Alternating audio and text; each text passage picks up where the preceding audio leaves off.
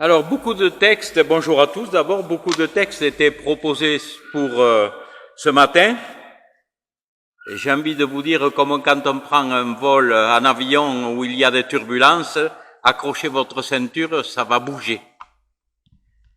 D'abord, un premier texte dans le livre de l'Exode.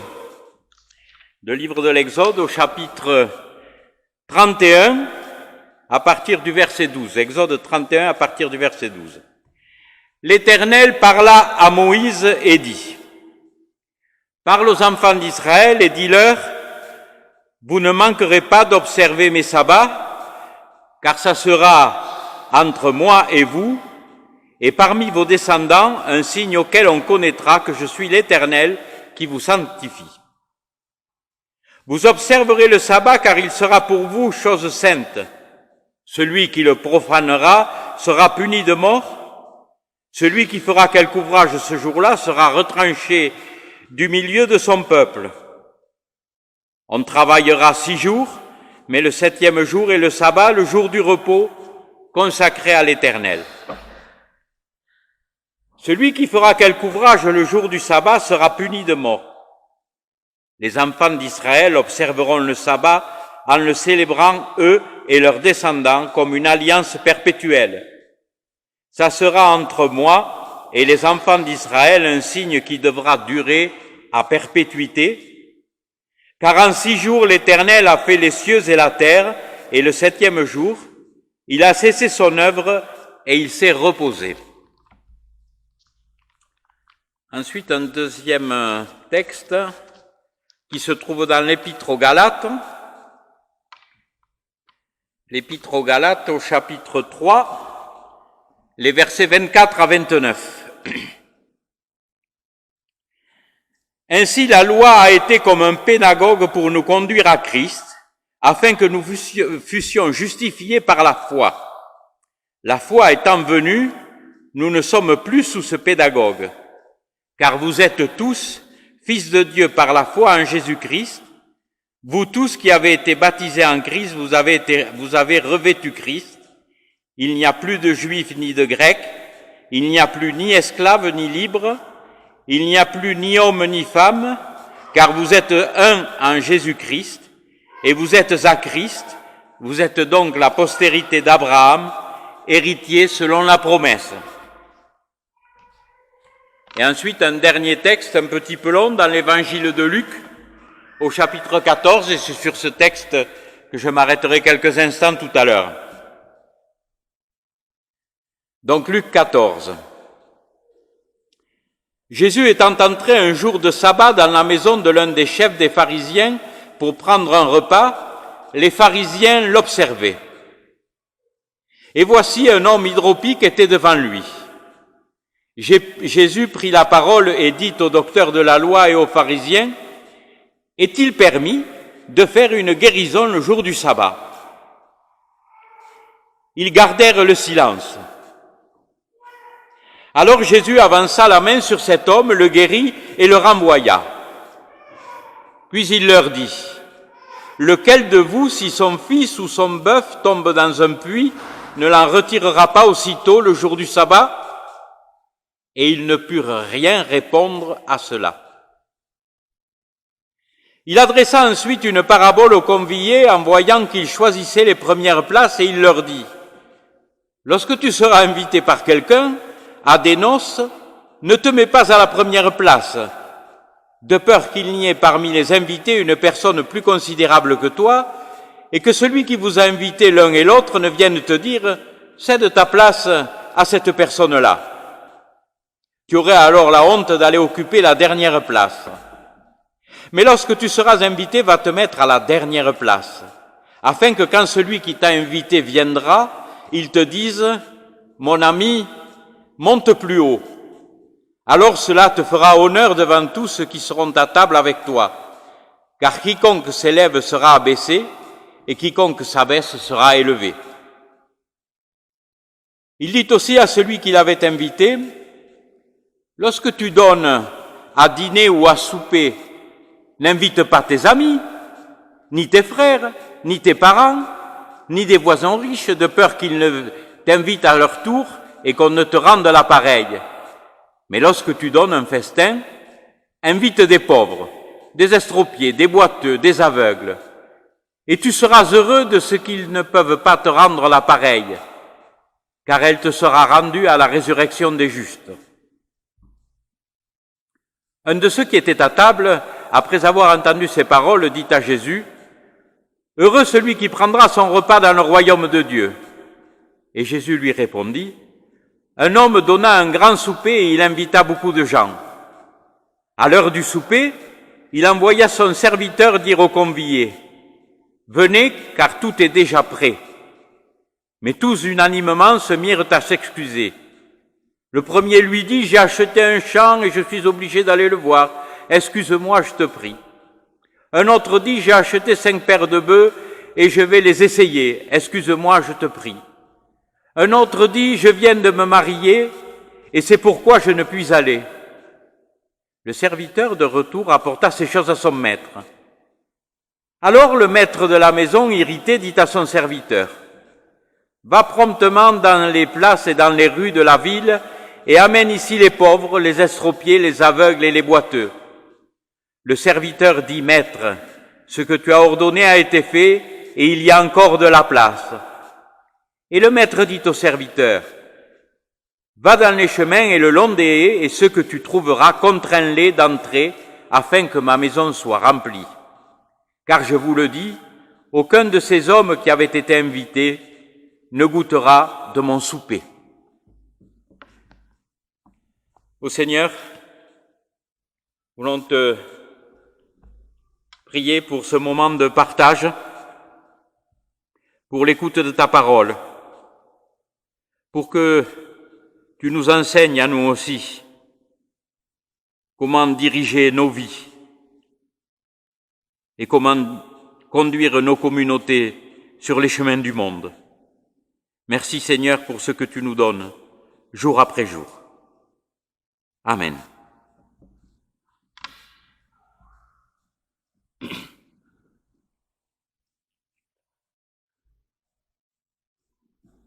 Alors, ces textes qui nous sont proposés sur ce matin, ils sont complexes et déstabilisants. Mais être déstabilisé, n'est-ce pas le but de notre recherche? Si tout était facile à faire et à comprendre, il y a 2000 ans que cela se saurait. Ainsi donc, il en va de notre cheminement de chrétiens que de chercher à comprendre tous les enseignements et d'essayer d'avancer en vivant en accord avec ceux-ci. La semaine dernière, déjà texte décoiffant, le prédicateur invoquait au travers de ce passage de l'Évangile cette porte étroite qui conduit à Jésus-Christ et le chemin fait de remise en question d'humilité que nous avions à parcourir pour parvenir à la réalisation de l'œuvre qui nous était confiée. Aujourd'hui, nous continuons notre progression dans ce chapitre 14 de Luc, qui commence par l'arrivée de Jésus dans la maison d'un des chefs des pharisiens pour prendre part à un repas. Déjà, je ne sais pas vous, mais la scène a de quoi surprendre. Jésus et les pharisiens, c'est pas le grand amour quand même.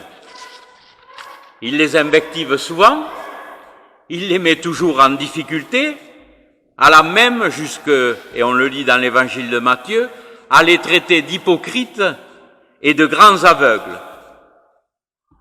Qui étaient ces pharisiens? Un groupe à part.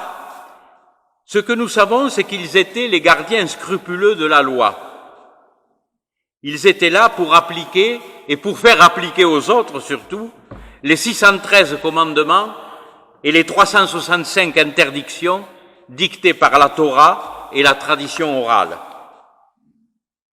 Alors ce groupe avait pris naissance, on doit quand même leur accorder ça, dans une situation un peu particulière, puisqu'il y avait une grosse tentative d'hellénisation de la Palestine par les autorités à ce moment-là, et certains groupes de personnes s'étaient levés justement pour s'opposer à cette perte de culture. Il y avait les pharisiens, les sadducéens, et d'autres groupes. C'était vers le IIe siècle avant Jésus-Christ. Et tout au long des évangiles, nous voyons Jésus qui les titille un peu partout, dans le temple, dans les maisons. Il les pousse dans leur retranchement, et c'est un de ces épisodes auxquels nous assistons dans la lecture de ce passage. Un malade hydropique est présenté. On peut se poser la question de ce que vient faire ce malade hydropique suite à une invitation à un grand repas par les pharisiens. Un malade hydropique, c'était des personnes, on disait ça, des personnes qui avaient beaucoup d'œdème, de déformation par amas de liquide, donc des personnes pas très jolies à voir. Et donc cette personne, ce malade hydropique, est amené dans la maison des pharisiens, et on voit déjà un peu la provocation qui vient des pharisiens. On nous le dit dans le texte, ils observaient Jésus. Les pharisiens pensaient que la loi était l'expression de la volonté divine. Et on remarque que Jésus prend beaucoup de liberté vis-à-vis de cette loi. Mais cette fois-ci, disons, Jésus ne tombe pas dans le piège. Il sait qu'il est le jour du sabbat et que tout est interdit. Sauf s'il y a urgence vitale. C'était ce que précisait la loi des pharisiens. Donc qu'est-ce qu'il fait? Il leur pose la question. Peut-on soigner ou guérir le jour du sabbat? Il ne fait rien d'autre que d'essayer de lancer un débat. Et à cela, les docteurs, eh bien, ils ne répondent pas. Le silence. Deux raisons majeures, me semble-t-il, peuvent évoquer ce silence. Soit ils veulent mettre Jésus en défaut d'observance de la loi et donc accumuler des charges contre lui, soit parce qu'ils sont intelligents, ils s'interrogent eux-mêmes sur cette interprétation. Car dans le livre de l'Exode et dans le passage que je vous ai lu tout à l'heure, on dit qu'il faut observer le jour du sabbat, mais sans autre précision. Que fait-on des malades alors dans les hôpitaux, le jour du sabbat? On les laisse mourir. S'il faut opérer, on n'opère pas. Et les pharisiens, pas de réponse sur ce sujet. Certains commentateurs ou commentaires se hasardent à dire que sauver un être humain le jour du sabbat, c'est lui permettre de respecter beaucoup d'autres sabbats. Sauf que la vie de notre malade, ici, elle n'est pas en jeu. Qu'est-ce que cela soulève? C'est que la loi est au-dessus de l'être humain. Elle est plus importante que lui. Qu'est-ce qui se passe? Jésus guérit l'hydropique le jour du sabbat. Il inverse le procédé. L'homme devient plus important que la loi. Et cela, nous le découvrons et nous le retrouvons tout au long du ministère de Jésus. Et le passage se termine par un aveu d'impuissance des docteurs. Ils ne purent rien répondre à cela. Luc positionne dans sa façon d'écrire Jésus vraiment comme un chef. Et il veut le positionner, il veut qu'il soit reconnu par tous comme un chef. Beaucoup de guérisons pratiquées par Jésus se sont produites le jour du sabbat. Et ce n'est pas tout à fait innocent. Il faut discuter et faire toujours appel à l'esprit de réflexion. C'est la remise en question permanente, y compris face au sacro-saint, à la loi de l'Ancien Testament. C'est le mouvement face à l'immobilisme, l'espérance face au désespoir, la liberté face à l'enfermement idéologique et ou spirituel. Cela veut dire aussi que Dieu veut notre bien et pas seulement notre obéissance. Il veut que nous dépassions ce stade d'inféodé à la loi. Il veut nous apprendre à marcher, pas à nous mettre à genoux. Il veut que nous apprenions à vivre notre propre vie et nous intéresser à ce qui nous entoure, au monde, aux personnes, à nos voisins, et à les regarder autrement que par cette loi ou ces lois divines qu'il faut dire que nous manions à la perfection, surtout lorsqu'il s'agit de s'en servir pour les autres. Donc Luc, par sa forme narrative, insiste lourdement sur cela. Dépasser la loi. Premier enseignement. Si nous venons ici pour chercher notre salut par la loi, eh bien nous repartirons bredouille. Nous serons comme les docteurs pharisiens, sans voix. Nous ne saurons pas répondre à ce monde qui nous dit « Mais que faites-vous, les chrétiens ? Qu'est-ce que vous faites dans ce monde ? Qu'est-ce que vous faites pour le monde ?» Si nous reprenons ce passage de Luc, il ne s'arrête pas à cette énième guérison un jour du sabbat. Il rajoute une parabole qui me laisse perplexe un petit peu sur l'organisation du repas qui suit.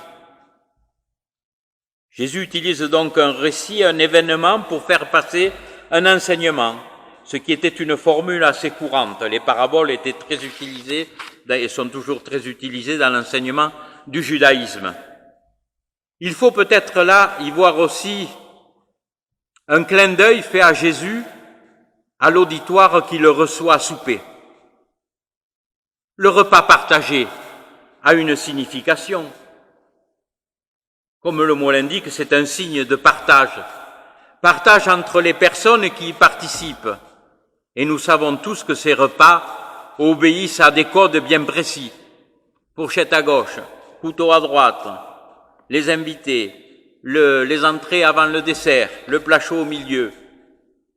Et nous avons tous plus ou moins l'habitude, quand nous assistons à des gros repas, à des grands repas plutôt, à nous grouper par affinité. Et là encore, après qu'il eut observé cette assemblée, Jésus bouscule les codes. Tu voulais te mettre à la première place, eh bien alors mets-toi à la dernière. On imagine la scène, le tableau. Nous voyons ces invités, très bien habillés, le gratin de la société de l'époque. Et Jésus arrive et qui dit, tu veux la première place, tu vas te mettre à la dernière. Tout le monde est médusé à ce qu'ils entendent. Comment, nous, on va nous mettre à la dernière place? Mais c'est une parabole, c'est un enseignement. Là encore, nous pourrions y voir les prémices de la Sainte Seine. Le repas, fût-il riche et copieux, n'est pas réservé à une certaine catégorie de personnes. Tout le monde a le droit de le partager. Riches, pauvres, malades, infirmes, boiteux, comme il nous est dit dans le texte. Une nouvelle fois, nous sommes interpellés. Faisons un examen de nous-mêmes, interrogeons-nous sur nos pratiques, sur nos croyances, sur notre attachement à cette loi divine. Ne doit-on pas dépasser tout cela pour regarder simplement à Christ d'un nouveau regard? Comme si nous changions de lunettes et que tout à coup, ce que nous voyons devienne plus clair, plus net. Qu'avons-nous à perdre à suivre Jésus sur cette voie? Rien, sinon que notre foi en sortira grandie. Il faut quelquefois que notre vie soit dérangée pour être plus belle, pour être plus forte, pour que nous découvrions de nouvelles choses. Et c'est d'actualité, lorsque le feu détruit les grandes forêts amazoniennes et ceux qui y vivent, et pas ceux qui en profitent, lorsque les étrangers fuient la mort pensant trouver la vie et ne trouvent que la mort, parce que partout il n'y a que profit et peur. Oui, le message de Jésus est toujours d'actualité. Oui, il dérange. Mais encore une fois, nous n'avons rien à perdre en y adhérant. La rentrée arrive avec son cortège de bonnes intentions pour tout le monde. Je ne vais pas refaire comme j'ai fait l'année dernière. Eh bien non. Ouvrons notre cœur. Enlevons notre masque. Remettons-nous en question pour une vie plus vivante. Vivre, marcher avec la foi et la loi, mais d'abord la foi. Mais les deux sont nécessaires, mais pas comme les pharisiens. Alors, nous sommes et nous serons sauvés, parce que nous sommes tous les jours, par ce que nous faisons tous les jours au regard de ce que nous sommes, pauvres, serviteurs, devant le Seigneur, pour notre seul salut. Amen. Prions Dieu.